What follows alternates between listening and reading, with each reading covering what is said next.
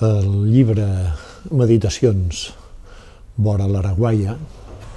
és un llibre escrit molt a peu de carrer, des de les lluites de cada dia per la dignitat de les persones. Des d'aquestes lluites a peu de carrer, aquí a la nostra terra,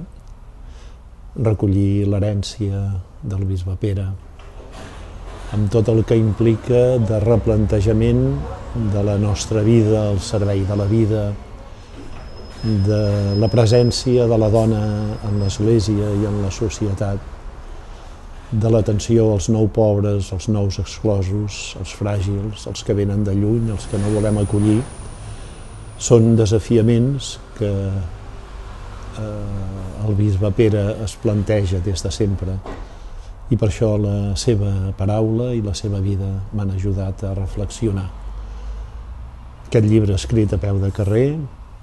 medita, prop de l'Araguaia, del bisbe Pere,